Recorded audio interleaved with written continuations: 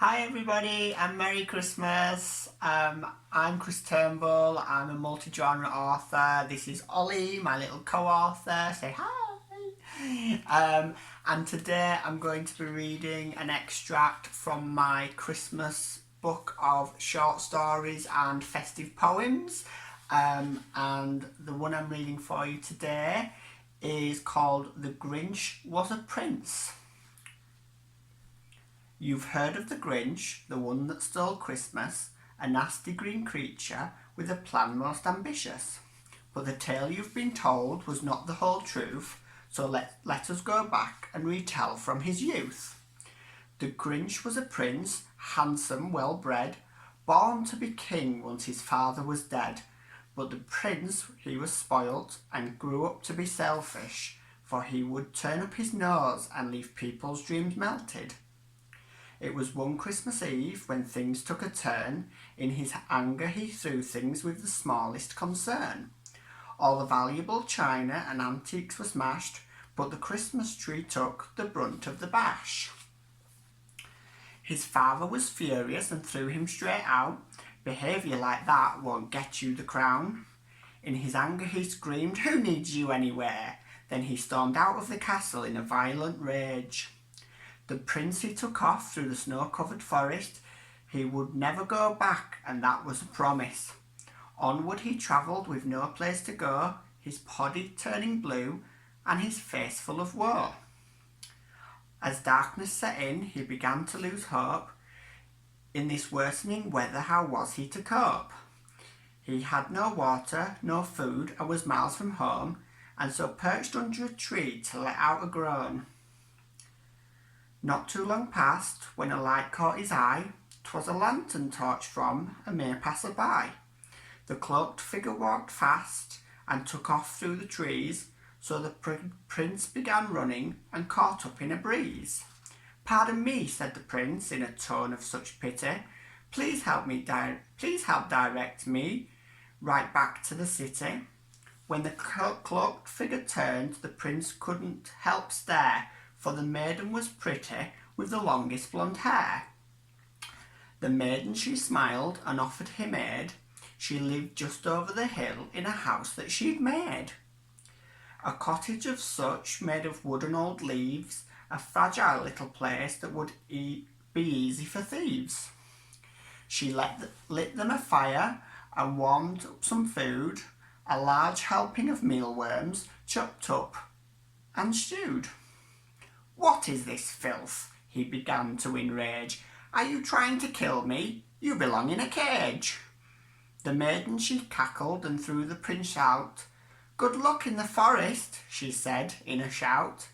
And as the door slammed and he stood back in the snow, the house disappeared in an impressive light show. "A witch," thought the prince as he marched swiftly away. The sun was now rising, for it was Christmas Day. He walked and he walked till his feet became sore. He walked till he just couldn't walk any more. The prince surely knew he was running out of choices. Then through the trees he began to hear voices. He followed the sound and got such a delight, for it was a town. He would be all right. The town was called Whoville. What a funny old name. Clearly whoever named it was a master of game. The square was so busy with Christmas delight, and when the prince entered they all screamed with fright. Why were they screaming and acting so scared? Then the prince caught his reflection and started to stare. His beautiful face was all green and all hairy.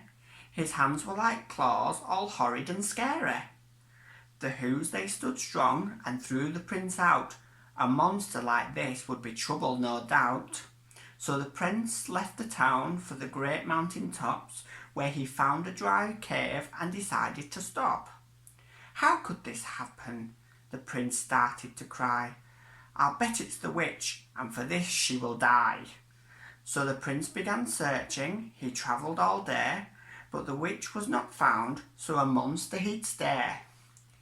He returned to the castle, to his father he'd beg, but recognised he was not, and threw out by his leg. So he returned to the cave where he slept on the floor and lived off the landfill that littered next door.